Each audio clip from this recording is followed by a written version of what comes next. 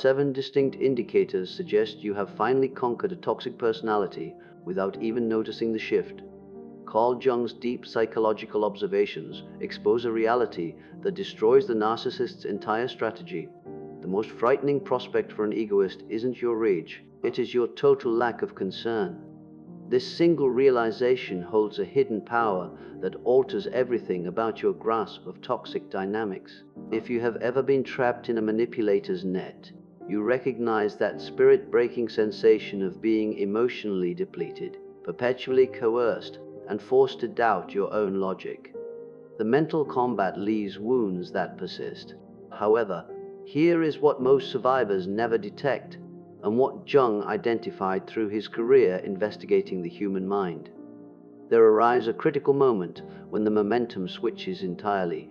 The narcissist feels a change before you do, and their alarm becomes visible. Today, we are going to examine the 7 undeniable mental signals that confirm you haven't just outlasted a narcissist.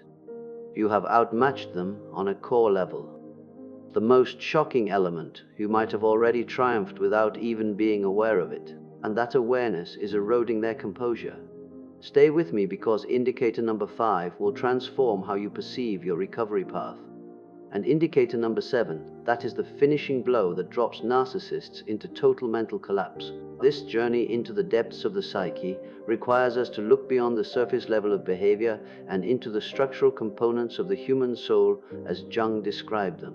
We are talking about the difference between temporary survival and permanent psychological victory. When we speak of defeating a narcissist, we are not talking about winning an argument or getting the last word. We are talking about a fundamental shift in reality where their presence no longer dictates your internal state. Sign 1. Your quietness becomes their loudest dread. Jung's revolutionary research showed that narcissists exist through what he termed psychic nourishment. They essentially ingest your emotional outbursts to support their brittle self-image. Every sob, every dispute, every second of agony is gasoline for their vacant motor. But when you attain what Jung calls mental disconnection, something amazing occurs. This is not the silent treatment. That is still a way of interacting.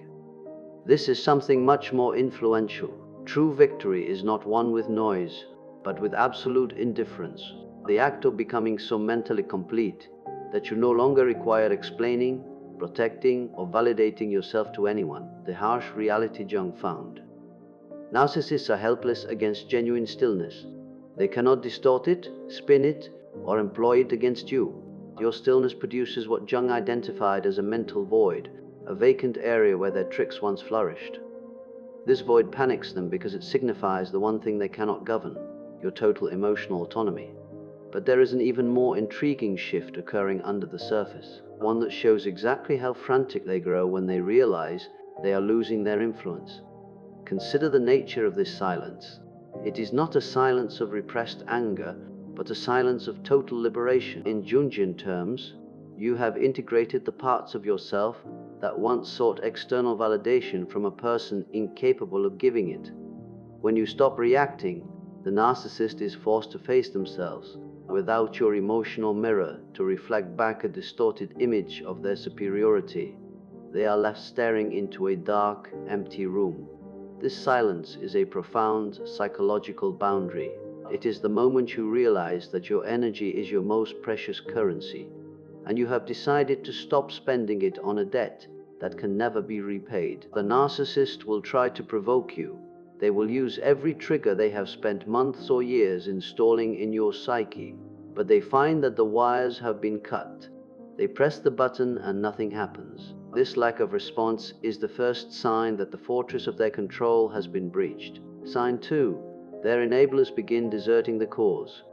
Jung's studies found that narcissists build what he called mental satellites, individuals who circle their fake reality, acting as assistants and messengers. These people become extensions of the narcissist's ego, supporting their warped version of history. Nevertheless, Jung made a striking find. When you reach authentic mental liberty, these satellites start to wander away naturally. Why? Because you are no longer supplying the friction that keeps them bound to the narcissist's script. People begin spotting gaps in the narcissist's tales. They see how turmoil follows the narcissist everywhere, while you stay stable and centered. This event, which Jung called collective realization, happens when several people simultaneously see through the narcissist's mask. The narcissist looks on in terror as their carefully built support net dissolves, and they know it is happening because you become mentally unreachable. This dissolution of their social circle is a direct result of your consistency. While the narcissist must constantly spin new lies to cover old ones, you are simply living in your truth. You don't need to go on a campaign to expose them. In fact, doing so often backfires because it keeps you entangled in their web of drama. Instead, by focusing on your own path, you become a fixed point of reality. The enablers, or flying monkeys, are often people who are also being manipulated, though they may not realize it yet. When they see your calm and your growth, the contrast between your life and the narcissist's chaotic world becomes too great to ignore. They begin to ask questions. They notice that the only person speaking ill of others is the narcissist. They see that while you have moved on to build a beautiful life, the narcissist is still obsessed with the past. One by one, the satellites lose their orbit, leaving the narcissist isolated in a vacuum of their own making. Sign 3. They begin imitating your path to wellness.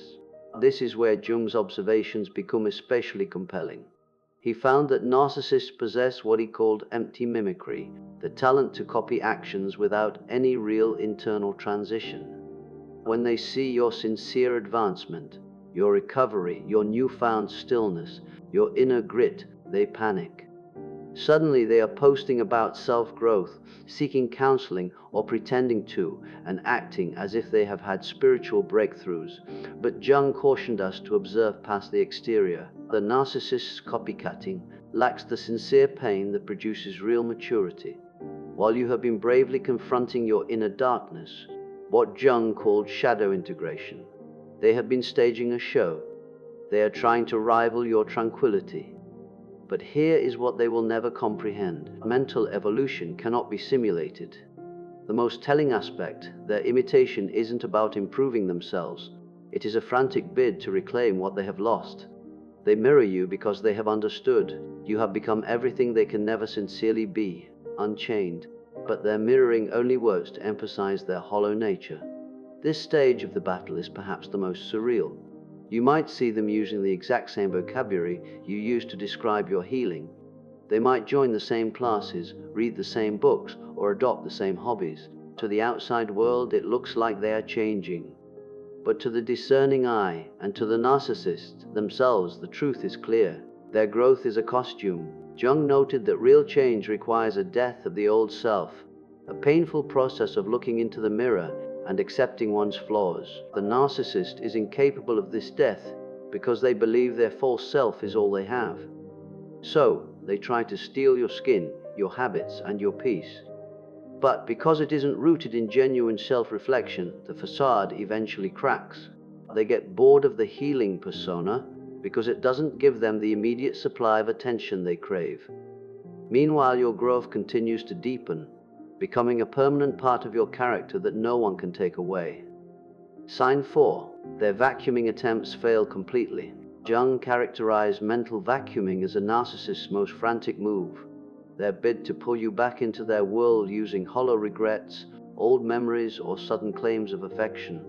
But here is the revolutionary view Jung found. When you reach real mental independence, their vacuuming doesn't just crash.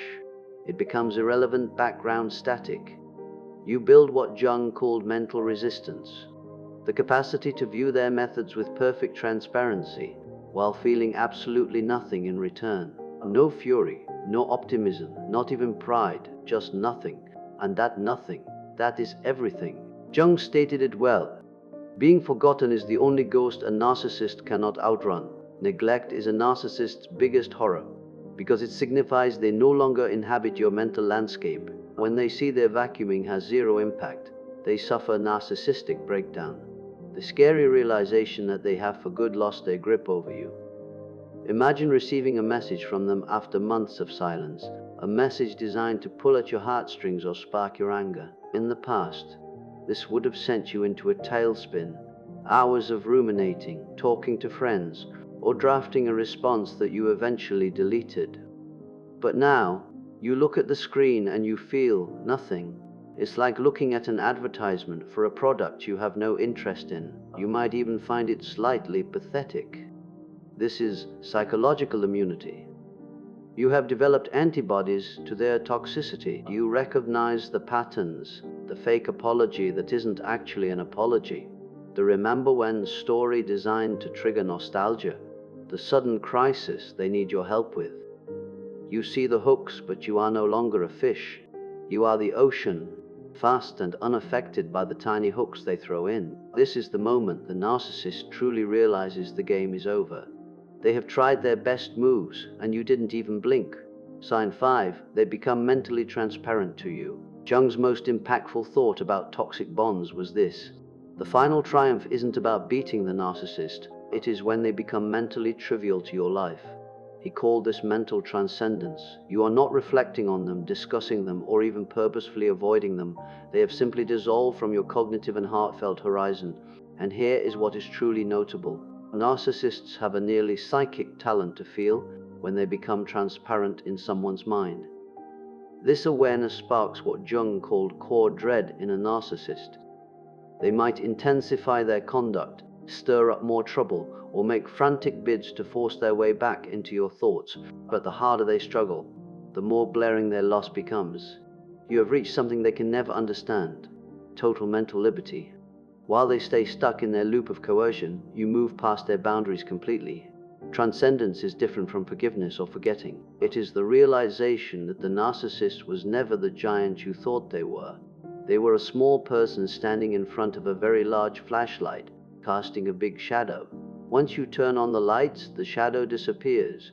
You begin to see their tactics as mechanical and predictable. You can almost predict what they will say or do next, not because you are obsessed, but because they are so limited by their own pathology. They are trapped in a script they cannot change, while you have walked off the stage and out of the theater entirely. This transparency is devastating to them, because their power depends on being seen as mysterious, powerful, or essential. When you see them for exactly what they are, a wounded, insecure child wearing an adult's mask, they lose all ability to influence you. You are no longer playing the game, which means you have already won. Sign 6. Their smear campaign turns into white noise. Jung noticed that when narcissists feel their authority failing, they start mental combat, trying to wreck your image to protect their fake world. But here is the elegant change Jung found. When you have truly recovered, their slander campaign loses all strength. People stop attending, they stop trusting, they start connecting the pieces, and seeing the narcissist is always at the center of every feud. Jung called this shared mental waking. When a whole group at once sees through the narcissist's lies, the most influential part, you are not even protecting yourself. Your sincere stillness and maturity speak louder than any of their deceits ever could. As Jung wisely remarked, reality doesn't require a defense. It stands on its own. Their frantic slander backfires dramatically, showing their true self to everyone nearby. The smear campaign is the narcissist's scorched earth policy. If they can't have you, they want to make sure no one else sees you in a positive light. They will lie, exaggerate, and twist facts to make you the villain. Earlier in your journey, this might have terrified you. You might have felt the urge to go to everyone they talk to and explain the real story. But the sign of your victory is when you stop caring about their narrative. You realize that anyone who believes the narcissist's lies without hearing your side isn't someone you need in your life anyway.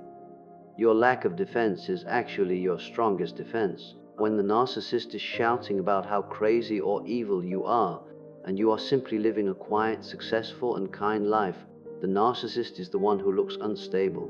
The more they talk, the more they expose their own obsession. People eventually get narcissist fatigue. Jung's most deep finding about narcissists was this: without their talent to rule you, they are forced to meet the scary void at their center. They may become unstable, frantic, or even hostile as they meet what Jung called core alarm, the awareness that without ruling others they do not know who they are. But here is the elegant paradox Jung found. Your recovery doesn't just release you, it unmasks them. Not through vengeance, but simply because real maturity creates a radiance so intense it reveals all hidden things. Jung's final thought on toxic bonds stays accurate. The narcissist's biggest dread isn't your spite, it is your wellness, because your wellness proves everything they told you about yourself was a falsehood. This mental expiration, or narcissistic collapse, is a profound event. It is the moment the parasite realizes the host is gone and there is nothing left to feed on. For the narcissist, control is not a luxury, it is a survival mechanism. Without it, their ego begins to disintegrate. They might try to find a new victim, or they might spiral into a deep depression or rage. But here is the most important part of sign 7. You aren't there to see it. You aren't checking their social media to see if they are suffering. You aren't asking mutual friends how they are doing. You have reached a level of individuation where their state of being, whether they are thriving or failing, has zero impact on your happiness. You have moved from being a character in their tragedy to being the hero of your own epic. You have integrated your shadow, recognized your worth, and stepped into your power. When you see these 7 indicators in your path, grasp this. You haven't just outgrown a narcissist. You have moved past them. You have gained what Jung called mental sovereignty, total release from their warped world. The most elegant part, you likely didn't even notice you were succeeding. You were simply centered on healing, maturing, and becoming your real self. That is the final triumph Jung spoke of. Not beating a narcissist, but becoming so entirely yourself that they drift into non-existence. This is the true meaning of the word victory. It isn't a trophy you hold up over a defeated opponent. It is the quiet, steady breath you take when you realize you are finally safe in your own mind. The narcissist's world is one of shadows, mirrors, and traps.